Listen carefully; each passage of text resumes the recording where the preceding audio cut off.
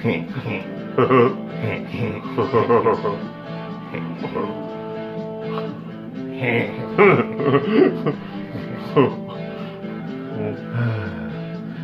no DQ. Support no DQ.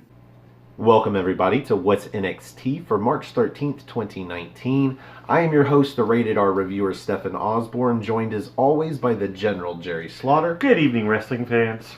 And tonight we had 3 matches on this card, 2 of which were the semifinals for the Dusty Rhodes Classic to determine a number 1 contender for the Tag Team Championships. Yeah. However, the other match was also to declare a number 1 contender, in this case for the women's title, NXT Women's Championship, held by Shayna Baszler.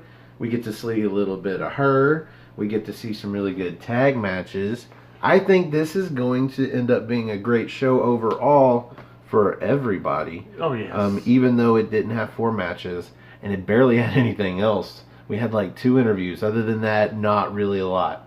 I was about to say, even most of the losers in these matches came out looking pretty good. So. Yeah, really good matches. A lot of notes. But before I get into that, what did you think about the show?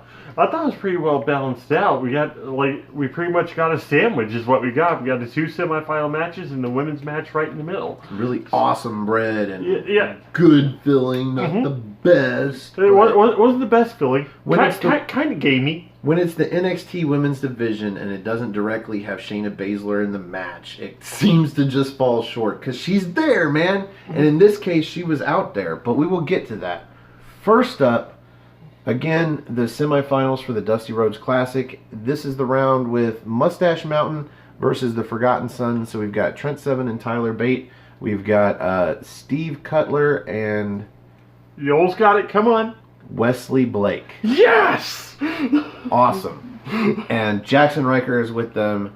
And this, surprisingly, and I keep saying that because of the Forgotten Sons, but they keep proving that they can at least go out there and take some moves. That's the thing with the Forgotten Sons. Like, even they were saying, like, if the Forgotten Sons beat Mustache Mountain, this would be an upset. Forgotten Sons are, like, established enough now that they shouldn't be saying this. Are they? Are they really? They've been a team long enough that you're actually supposed to have some expectations for them. But if you've been a bad team that long enough, come on. Where are their significant wins until they got to this tournament? They had a couple of wins because we know they Street did Profits. because we kept talking about how Jackson Riker wasn't getting involved. Yeah. But in this case, he kind of did. In fact, he actually directly got involved in the match, kept a pinfall from occurring by putting somebody's leg on the ropes. Once we figure out the name of the guy with the big old new tattoo on his back, yeah, we will be able to tell the difference between these two on the Forgotten Sons side. It's pretty much like watching the Edgeheads, but like Kurt Hawkins and Zack Ryder when they first started hanging out with Edge and they had the long blonde hair, even back when they were the Majors brothers in OVW. That's how they worked. Like, you couldn't tell them apart. It was nuts. So I've got a few notes for this match. I think like 4 or 5, some shit like that, because a lot of this match was good, but so much of it was stuff that I've already seen before. We didn't really see much of anything new. It was more or less Mustache Mountain doing their usual like tag team shtick, and then you had Forgotten Sons pretty much doing everything we've seen out of them so far. We saw a few new things, and I've written down a couple, at least one. But, no, 2. 2 things that I hadn't either haven't seen before or hadn't noticed before, because you said you saw one of them. Mm-hmm. So we had Bate with the inevitable double airplane, and with these 2 guys from the Forgotten Sons, with Riker or with Blake and Cutler on his shoulders, he looked like he was just barely holding it together. I was about to say, like, he didn't really spin too many times, so I don't think it was nearly as effective. It wasn't effective at all. But it was fun. It was a fun spot to watch, at least, because you just had that holy shit moment, that the fact that he's holding both of them up at the same time. But the whole spin thing. Yeah, the speed he can spin one guy kind of helps him a little bit. Yeah. You know, the centrifugal force, actually lightens the guy because he's spinning, or his weight's going outwards. Yeah. At the same time. But he can't spin that fast with two guys on his shoulders. There's no helping him out here. No. And he gets a couple of spins. Sure, then possibly starfishing out, but I see that happening, the little eagle action. But after that, he hits that double Hurricane Rana. I had never noticed that before, I guess, because apparently I've seen it, because I've seen everything he's seen. Mm-hmm. Maybe I wasn't paying attention. But this caught me by surprise. I was like, that was pretty awesome. Yes, like I said, a double Hurricane Rana. Cutler and Blake are standing really close next to each other, and he gets one leg on one guy, one leg on the other, and Hurricane Rana's both of them. Mm-hmm. And I'm like, what the fuck? That's the thing. Contrived as hell. That's the thing. Tyler Bate never ceases to amaze me in matches regardless. It could be a singles match.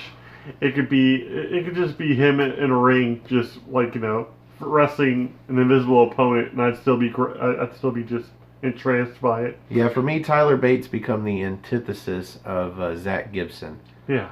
Or even better, Jordan Devlin. Jordan Devlin, I love to hate. Yeah.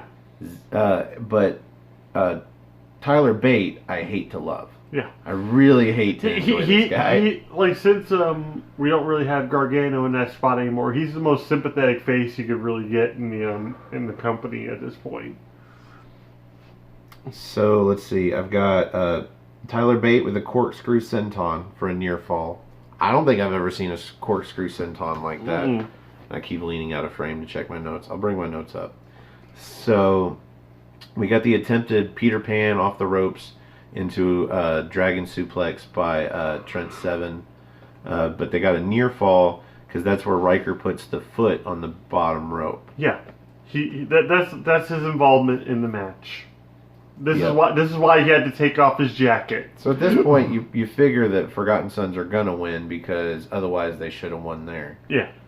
So Mustache Mountain go for that double team move where Bate goes up top and Trent Seven's got the guy in a torture rack, but I think somebody knocked off Cutler. Tyler Bate. We forgot. We also forgot that Jackson Riker had more involvement in this match because after Tyler Bate comes off the top rope, he lands on the outside and catches a double axe handle to the face by Jackson Riker, which I guess the ref didn't see. We don't know. We didn't see what the ref saw, and they didn't give us a camera angle on the ref for a couple of seconds. That was real smart. Mm-hmm. So he might have seen it, but just, I didn't see shit. That's not in the script, sir. And then we got that inverted DDT with the double stomp. I can't tell you who was doing what, but we'll figure it out. I'll figure out who's got the tattoo. I figured out which Uso's which. Very good. Ladies and gentlemen, on their arms they have tattoo sleeves. And Jay has got the cross. Yep. And the way I remember it is, because when I see the cross, I just picture the letter J. Just follow it up at the bottom. Yeah. And J is J. Okay. Period. J is J, the one that doesn't have any distinguishable big standout markings on his sleeve. That's Jimmy. See, this is what happens when you watch our programs. You learn something. Shit. Yeah. So, Forgotten Sons move on. That makes sense because we've got basically two babyface teams on the other side of the bracket. So they need a heel team to verse. And we'll get to that match because that main events the show. And thank God for that. Because what a fucking match. Something to look forward to make it to the end of our crappy fucking show that reviews this awesome content. Yeah. Once in a while we get an NXT that's just fun to review. Yep. And I'm actually kind of wondering this. Do you think this will actually start, have a match between one of the members of Mustache Mountain against Jackson Riker at this point? And who would you rather see face Jackson Riker? Would you see? I'd rather see a triple threat with one of the members of the Street Profits. That'd be cool. Because who was it that stared him down in that one match that ended up leading to the loss? Oh, Dawkins. Yeah, so Dawkins and Trent Seven and Jackson Riker. Bunch of powerhouses in the ring. That would be pretty cool. I mean, if you really want a powerhouse, then you put Tyler Bate in there. Because despite the size difference, this motherfucker is a powerhouse. Yeah, I was about to say, I don't know where he gets his strength from. Maybe some spinach. Muscles. Maybe some spinach or something. Big strong boy. I agree with Russell Talk. That's a stupid name for it. For him, nickname, whatever. Big strong boy. Big strong boy. Big strong boy. I guess it appeals to people that aren't. It's good to chant. Big strong boy. Big strong boy. Big strong boy. You could say that about anything with 3 syllables, sir. Or 4, for that matter. I mean, there's a breakdown here in those chants. Mm-hmm. Anyway, up next we have one of like 2 interviews here, and it's Matt Riddle. I think it's Kathy Kelly's asking him, why do you go out there? Why do you go out there and start shit with Velveteen Dream for? And why did he go out there and start shit with Velveteen Dream? He just wanted to get a closer look at the belt and see if it came in bro size. Yep. So this is leading where we thought it was going to lead. It's leading to a match between Velveteen Dream and Matt Riddle for the North American Championship. But there's a roadblock. Yeah, kind of ish, depending. I feel like at some point before the match happens, we'll see Regal say that it's going to be a #1 contendership for the North American Championship. And by this we mean Adam Cole interrupts the interview and says some Adam Cole stuff. Still delusional, still saying he should be North American champion, where we all know at this point he might as well just be NXT champion. Which I'm starting to think more and more the signs are pointing towards if like they vacate the belt after Ciampa, like while Ciampa's out. So I'm really interested to see what they tape for that. I'm thinking we're going to get 2 more weeks of content and then Triple H popping up on the screen. It's like, look, I'm going to need you guys to forget everything that you've seen thus far. No, Ciampa comes out and vacates the title. They just write it smart. I don't know how you do it. Do you think he'll just vacate it at the beginning of TakeOver? Just have like a little segment to They have one more taping to go before TakeOver. Oh, you do? I thought they were He's already had his surgery. He is currently on the shelf in rehabilitation for his surgery. I doubt he even makes it to the ring. He'll probably be in a wheelchair if it's neck surgery. Yeah, that's what I'm saying. Just as a precaution. Atop the ramp, just cuts a nice promo, saying, "Oh, hopefully you're back." But for right now, as you can see, I can't wrestle. Well, okay, there is credit to your idea of doing it at TakeOver, in that it gives him several more weeks to heal up and rehabilitate before he has to be out on TV vacating the title. Mm-hmm. But there's also, I feel like you want to do it as soon as possible to make the build for TakeOver as big as you can, given the fact that now you have to change the plans, 3 weeks away? Mm-hmm. I think they'll have 2 or 3 episodes before we get there. I swear, this is Turbo Man on Christmas Eve all over again. So up next, we've got Shayna Baszler coming out to join the announce team for the next match. So that tells you it's going to be a women's match, and this is the aforementioned #1 contendership match. We've got Io Shirai versus Bianca Belair, and I forgot to underline nobody. Why does he mean nobody? We'll get to that in a minute. But as Stefan actually alludes to, like that we were talking about. Alludes. Yeah, alludes. I'm using your word. Yep. We're still. Other than the butt. We're actually still pretty high on Bianca Belair, and her entrance is probably one of the best female entrances that there are. Yeah, I don't even really listen to that kind of music, but I do hear it. That whip crack, you automatically know it's her. It's a weak whip crack. It's a weak whip crack. That lets me know who it is, but then as soon as the music starts, like it suits her. It fits her. Just the cadence of the tune and the tempo of it. He doesn't twerk or anything, but you can tell it's in his head. It's going. I bob my head to it. I admit it. So I've got a few notes here. This was, for the most part, a basic middle of the card buffer between 2 matches that are going to like make you get up out of your seat and to watch. But there were some good spots here. First spot, they're both outside, that I have. And Bianca Belair has got Io Shirai up like she's going to do a power bomb, maybe to the apron. No. Tosses her backwards, right into the ring steps. Face first into the ring steps. That was pretty cool. I've got a Belair counter to Io Shirai went up for that amazing moonsault, and she gets the knees to the gut and a wicked spear. Telegraphed it like crazy.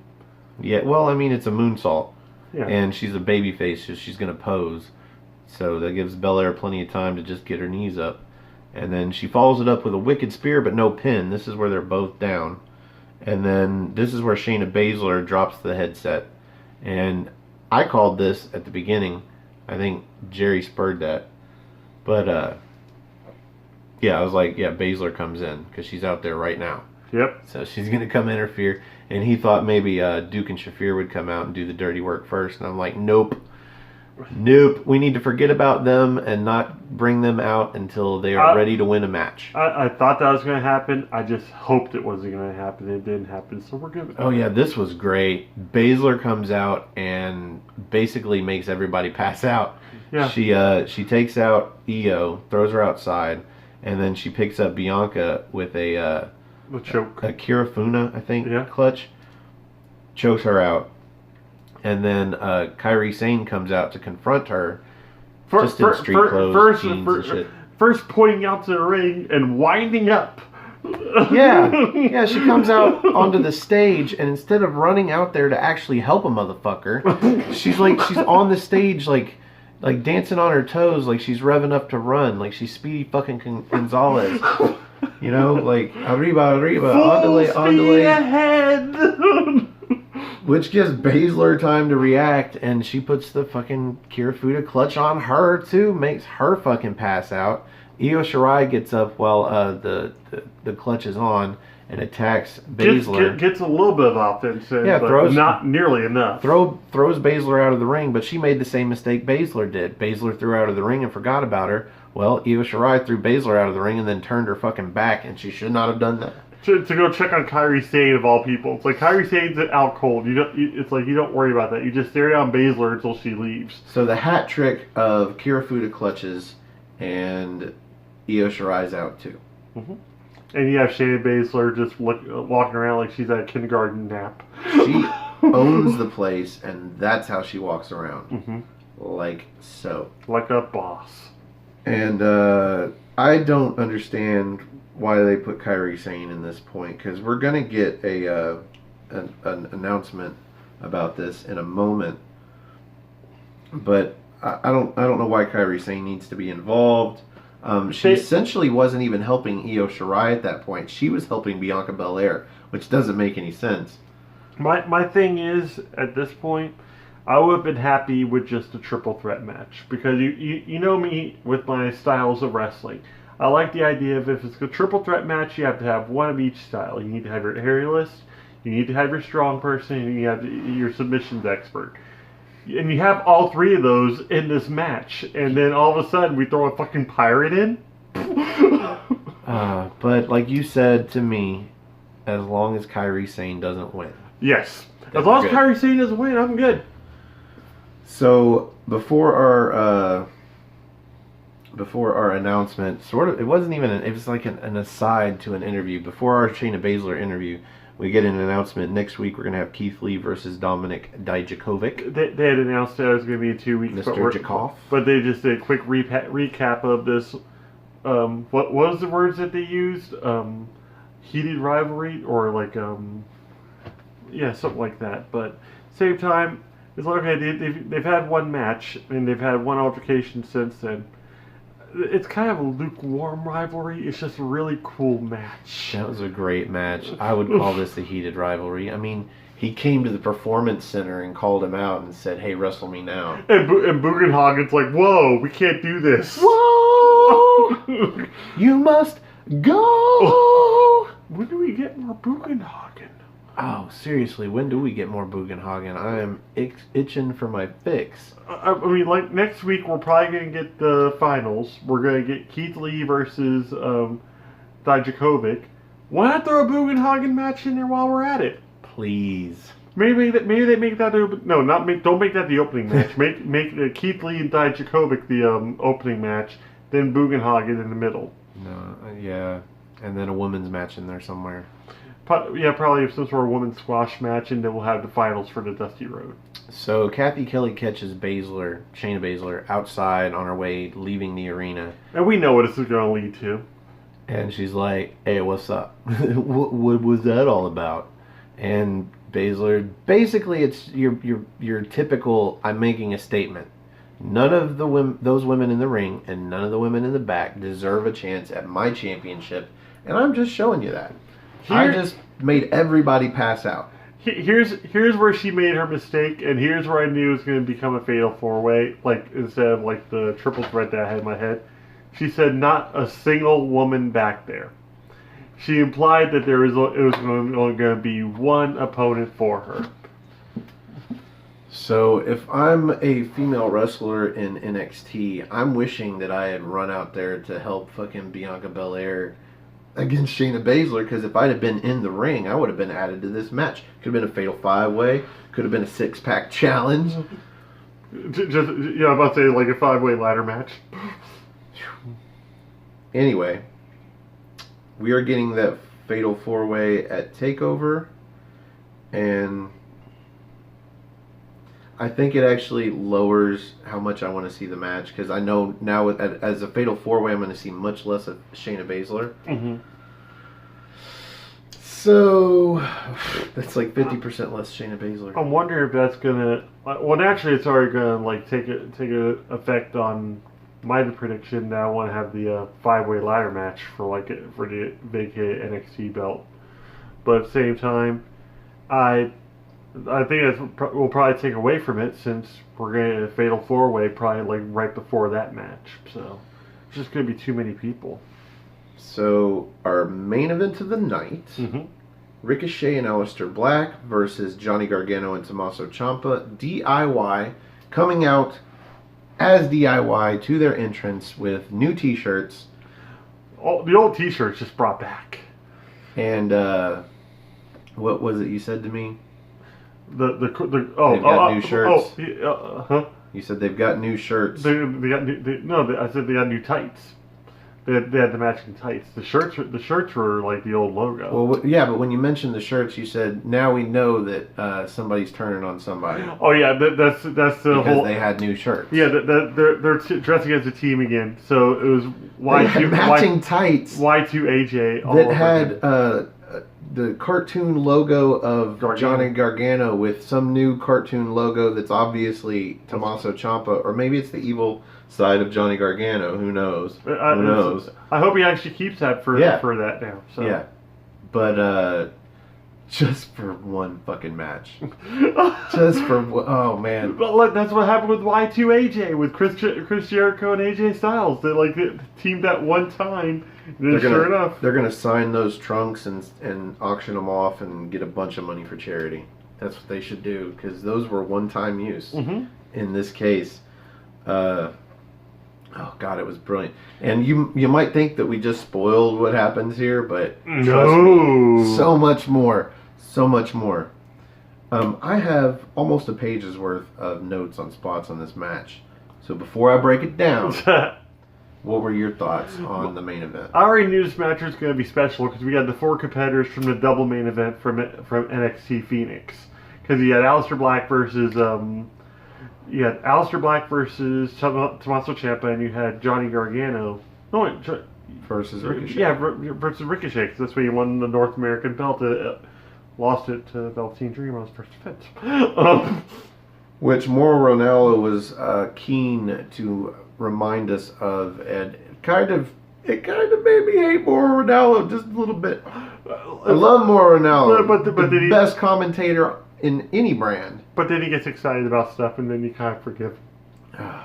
I don't know. That was a bummer, man. It's like, come on, man. It's like, don't kick me in the nuts, Monaro. The wound was almost healed. You're breaking my balls, Monaro. So, Monaro. Yeah. What did you think about the match? The match in general, I just thought was brilliant. It was excellently paced. There's a whole bunch of story in it, naturally, and even the story is kind of misleading at the same time. So that was really great. And you got to see more of Ricochet and Aleister Black, like, as a cohesive unit versus like 2 superstars that just kind of got put together. And like I said, I think it'd be really cool if they actually started doing their entrance more together, and both of them do the springboard into the ring with the Indian style at the end, just sitting next to each other, and just kind of look over each other like this. Yeah. It's fitting though, and it's weird that they recorded this before. Obviously, Ciampa's injury came to light, and a lot of the Raw and SmackDown tapings or live shows happened.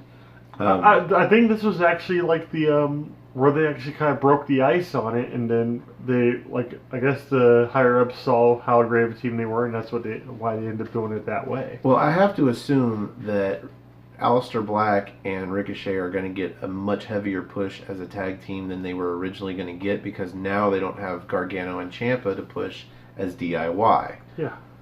So, that was perfect. We get to see them, and it looks like they're evolving from. It's almost like they purposely kept from doing that on the Raws and SmackDowns where they've had tag team matches, so that it looks like it was something new for a pre-taped event when we watch it 3 weeks later. Because a lot of people are just now discovering NXT, or just now discovering Ciampa versus Gargano, and also just them as a tag team as DIY. So I can almost guarantee you that was not a Vince McMahon decision. That was something that Aleister Black and Ricochet recognized to do, because I bet you they'd start pulling that move off now that we've seen it on NXT TV. Yep. So, my thoughts on this match? Oh, absolutely. Let's break it down. Never gonna get, never. Well, we get one of those too. My first note here is semi early on. Johnny Gargano goes for that slingshot spear, and it's weird how it landed, because it almost looked like Ricochet hit him with a draping DDT. But Gargano, I guess, gets the better of it, and this pin that he goes for, he missed. I backed it up for him because it was so cool. Johnny Gargano is like sitting vertically, like in the pinfall with his legs straight up, and Ricochet rolled over and both legs tied. I was like, never seen that before. Nope. Some crazy pinfalls in the last few weeks that I've never seen before. That one from Ligero, from the NXT party last week or the week before. Last week. It was last week. There was a pinfall I've never seen before. Of course, he didn't get the pinfall. This was very early on in the match. But then Gargano picks him up for a vertical pin. Oh, never mind. Let's see. Black counters a slingshot spear. So this fast forward probably through 5 minutes of the match. Yeah. Just some typical Aleister Black, Ricochet, being Gargano, badasses, flipping, just doing shit. I mean, there was not a whole lot of rest holds or ground holds or anything like that in this match at all. That's what you get a lot of Ricochet and Aleister Black's matches. You don't really see a lot of wear down holds and whatnot because they're too busy striking you and just speeding off. Well, you have basically three baby faces and a guy in Ciampa who's the ultimate heel but is acting like a baby face because he's reuniting DIY. So there's no heels acting in this match to put on a lot of rest holds. So this was actually a really good match in between, just not a lot of spots to make note of. Yeah. Although there were a lot of spots worth watching. So Black counters the slingshot spear this time with a wicked knee, and then hits Johnny Gargano with what I can only call a vertical neck breaker. It looked like it was supposed to be a brain buster, but it came down so quickly and almost awkwardly that it became a neck breaker. Yeah, commentary called it a brain buster, but when Black dropped him, he kind of dropped him a little bit to the side and executed a neck breaker. I believe he let go of the body and he brought his arm up. This was a vertical neck breaker in my opinion. And that might be a move that I just tag now. Vertical neck breaker. Trademark vertical neck breaker. So I've got a spot where Ricochet goes for a moonsault to Gargano off the top to the outside. Gargano dodges this. Ricochet kind of lands on his feet, kind of doesn't, does a roll backwards through it, gets on his feet, runs toward Gargano, catches a wicked super kick. I was about to say, that resonated. Oh man, that was the acoustics on that one were just nuts. See, Black goes up top. He jumps over Gargano trying to sweep the legs, but he goes up to the top rope. Ciampa comes up from the other apron, catches him with a fist, grabs him by the head, drops him with the Tower of London onto the apron. And Nigel pretty much wet himself at that point. Yeah, he's seen so many Towers of London over the last 2 weeks. It's just Well, crazy. the Tower of London and Jawbreaker Lariats, those were his bread and butter. So Gargano gets back up on the opposite or the other apron, jumps in for a slingshot DDT to Black, and while he goes for this near fall, Ciampa catches Ricochet coming in and hits a draping DDT on him. Yeah. Black kicks out though. Yep. It is not the end of the match, not even close. Let's see. Gargano puts on the Gargano escape on Black, and then Ciampa does this wicked armbar. It's like his version of a front chancery, but to the arm. Yeah. For this armbar, and Ricochet ends up countering it, picks him up into a Death Valley driver that he hits onto Gargano's knee, breaking up the Gargano escape, but taking Gargano out of the match for the rest of the match. He rolls out, and you automatically see the concern on Ciampa's face. Yeah, I think he tags in Ciampa before he rolls out, but he rolls to the outside, over towards the barricade. He's holding his knee. Ciampa comes out, checks on him, and he's like, well, obviously you can't go, so I'm going to have to do this. But naturally, this is the part where your wheels kind of start turning. And that's what I love so much about this match, is the fact that you wanted to believe Gargano was hurt, but you also had that seed of doubt in you, too. So here's the breakdown. Ciampa and newly tagged in Ricochet, and that was just phenomenal. I noted the entire breakdown. Well, I know, yet you went back on it like 5 times. 3. So we get stereo forearms, both at the same time, and then they start trading off blows. Ricochet starts getting the better of Ciampa. He gets a flurry in, but Ciampa shuts it down with this big right-hand shot that echoes. Mm-hmm. And Ricochet comes back with a knee to Ciampa's face, and then Ciampa, let's see, he does something. Oh, he catches, Ricochet goes for a kick. So he catches it, flips him up and over into a flipping pancake. Perfect pancake. And as soon as Ricochet gets up, he does that enziguri knee to the face. And then Ricochet absorbs that and goes for a Pele kick. Overhead, oh my god. Just overhead kick, yeah. Both down. Crowds on their feet. Yes. That was amazing. That's pretty much when the Fight Forever chance should have started, but that was a little bit like even. I would have preferred never gonna get it, never gonna get it. That was an amazing breakdown. Yes. So, Black counters a fairy tale ending with a black mass. He tags in Ricochet. We get a 630 for the pinfall. Again, Johnny Gargano is just on the outside up against the barricade with a bum knee. Yeah. And Black and Black and Ricochet, move on. And the second time round dream for DIY is shut down again. Yep. This is not the end of the main event, though. No, it isn't. Because Candice LeRae comes out. No music. Street clothes, I guess. Or just checking on our casual wear. Comes out to check on Johnny. Ciampa gets out. Leaves Goldie in the ring on the apron. Yep. And helps Candice pick up Johnny. And they take him up the rampway. When they get to the stage, Johnny Gargano loses his foot and he falls. And this seems to set off Ciampa. Ciampa's just looking at him helpless like, this wasn't my fault.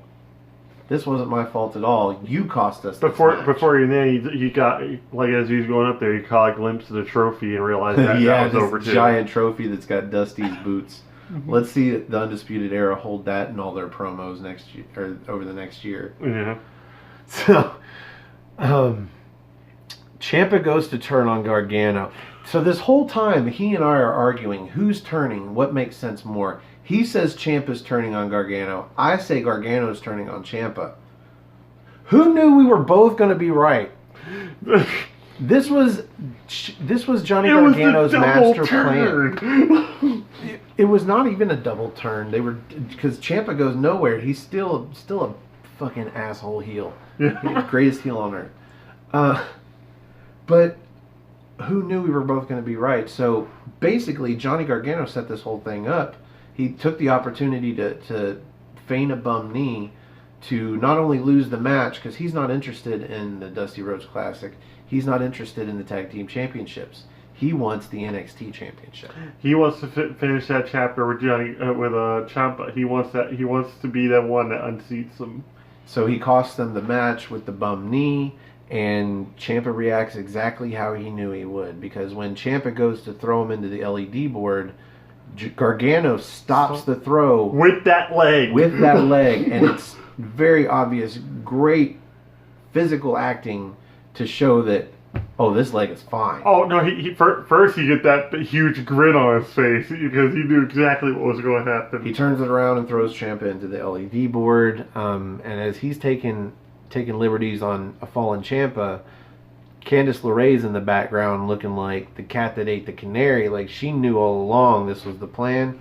Not sure if that's the case or not, but that's how she looked. She looked very happy. Yeah, I was about to say that you could think that this either happened in the spur of the moment of the match, or it's been calculated since that like DIY was in talks even getting back together. Gargano's probably had these wheels spinning in his head this entire time, and that's why he told Candice that he had everything under control. He knows what he's doing. Like, he's been calculating this probably since he was out with the injury in the first place. He can only have started calculating it from the time Ciampa gave him the opportunity to reform DIY for the Dusty Rhodes Classic. Either way, I'm happy with the way this turned out. But I could see him putting that together. Oh, I'm going to turn on him and get that fucking title off your shoulder. The opportunity presented itself and reunited DIY and letting Ciampa get his guard down. Because Ciampa really had to work to convince Gargano that this was a great idea. The fact that Tommaso Ciampa left Goldie on the ring apron. Yes. That was a big selling point for me, is the fact that like Ciampa was completely in this. Ciampa did not decide to turn on Johnny Gargano until they were on the stage and Gargano's leg failed again. And he saw that trophy and he knew that he had the opportunity to be both the NXT champ and one half of the tag team champs at the same time. And Goldie was going to bring a friend. And now that he didn't have Gargano to use to that end, he turned on Gargano. He did exactly what Johnny knew he was going to do. Mm-hmm. This was awesome. Yes, the payoff for that was just huge. However, that is the end of the awesome, because after this, we know Tommaso Ciampa has got a neck injury. He had surgery. He is not going to be able to compete. Why do you have to do that? Like, I keep on telling myself, it's like this.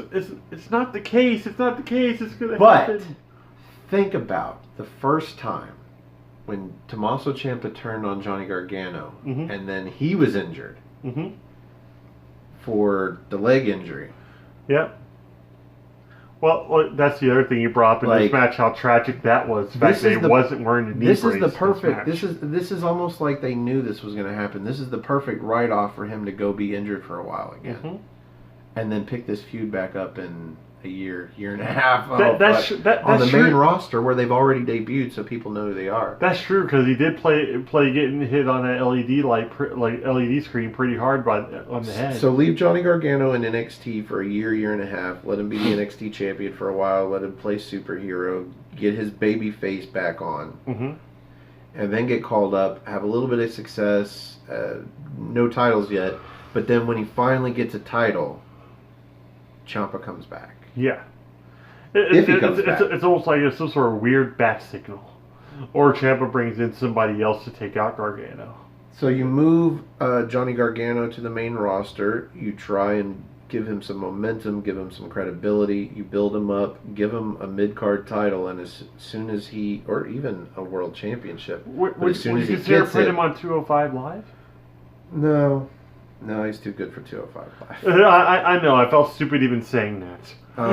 If you're going to do something really badass like that, you put Pete Dunne on 205 Live.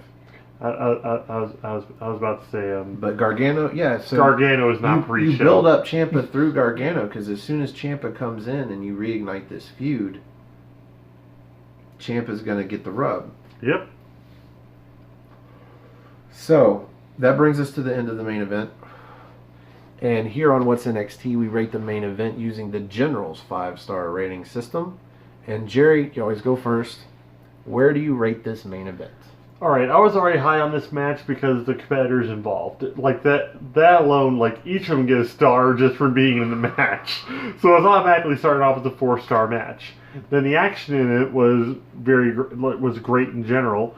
And then you had the story with Johnny Gargano's knee. You've got me high on stories lately.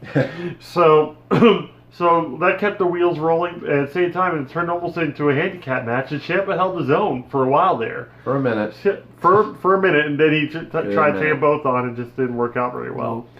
And and then the payoff for me, even though the match was over, was the aftermath of the match. So coming off of that, and also I'm going to go ahead and use your quarter star for like a pretty damn good show in general. I'm going to go with 4 3/4 because I thought the whole thing was just masterfully done. Fuck it, 5. I'm gonna go with 5. Wow. I'm gonna go with 5 on this one because because of Gargano at the end. I love I love it when a plan comes together. This was obviously a plan, and it was great. It was just good television. It builds back up that rivalry that we don't get to see the end of, but I don't care because this match was great. This could have been either one of our predictions, and somehow it ended up being neither and both at the same time. Mm-hmm. Gratifying. It was gratifying. I was gonna agree with you on 4 3/4. I really was, based off of everything. And I'm a guy that loves stories. There are so many stories built into this match. They didn't even really touch on the fact that, like you said, they were the co-main events of the last NXT TakeOver, other than to mention the fact that Ricochet lost the NA title to Gargano, who lost it in his first defense. This was Mauro Ranallo. So at least I remember it because of that. Yeah. But they didn't even really talk about that story. But there's so many stories built into this match, let alone the one they told. Let alone the awesome match from bell to bell. Mm-hmm. So I'm going to agree with you at 4 3/4. And off of an awesome show, I'm going to bump it up to 5 stars as well. We have our first perfect. Wow. First unanimous. I mean, as far as the word unanimous applies to only 2 individuals, but the first unanimous 5-star main event here on What's NXT. That's a celebration in of itself. However, in 2 weeks? Yes. We will be having the What's NXT 25th episode. 25th episode. We could wait to do something special at 50, but we're going to do it at 25. So we're going to do something special. I believe we're finally going to have a table to keep our posture up, so we're not always slouching during the show. I think that's the only thing a table's going to do, unless I want to put my notes out on it. That would be nice. That'd be better. That or just put a laptop in front of you, then just put the notebook in front of it, so it always looks like you're looking at your laptop, but you're really not. But you're really not. No. I have my own. What do they call them when you do them for TV shows? Teleprompter. I have my own little teleprompter that I'll just look at always, and people say, "What is he looking at? He's not looking at us." Or Jerry.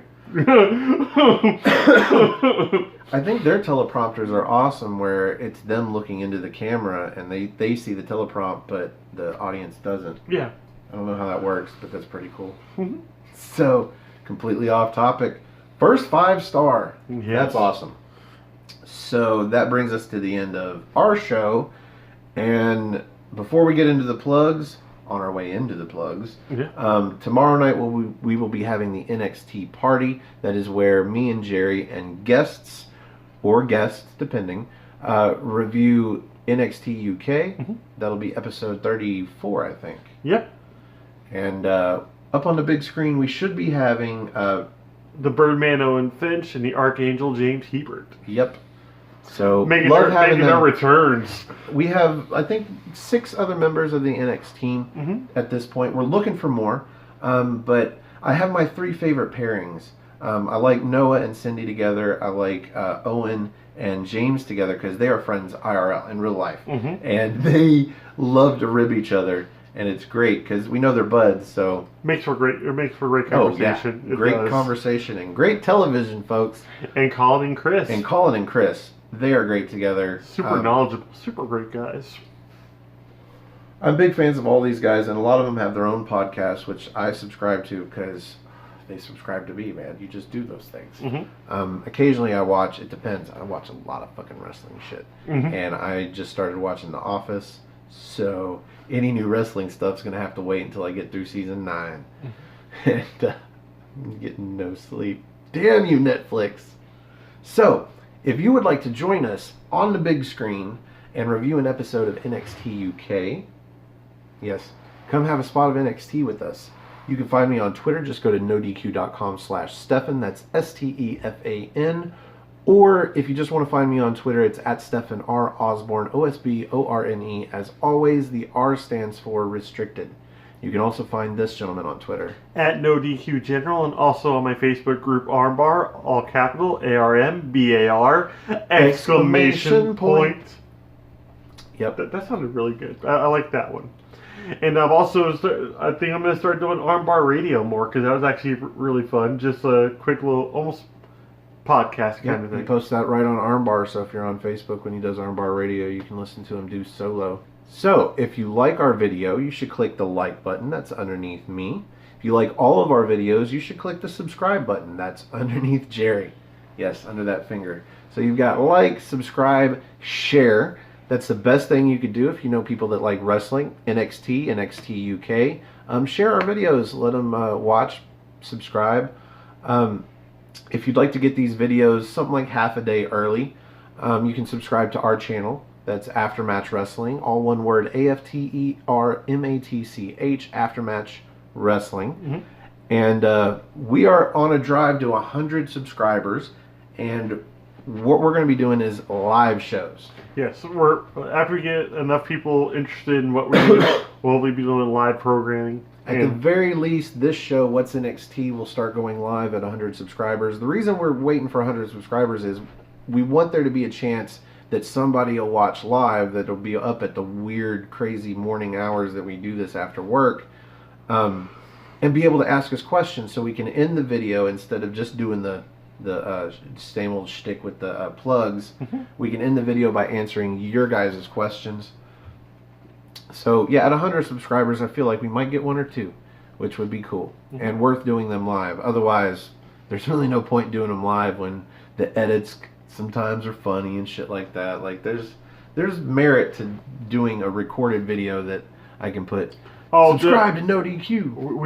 We've had like what? We had like 8 takes at the beginning this time around.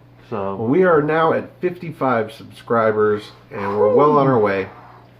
So if you'd like to help us out, go to Aftermatch Wrestling. And for the General Jerry Slaughter, I am the Wizard of NoDQ, Stefan Osborne. We will see you all in NXT time.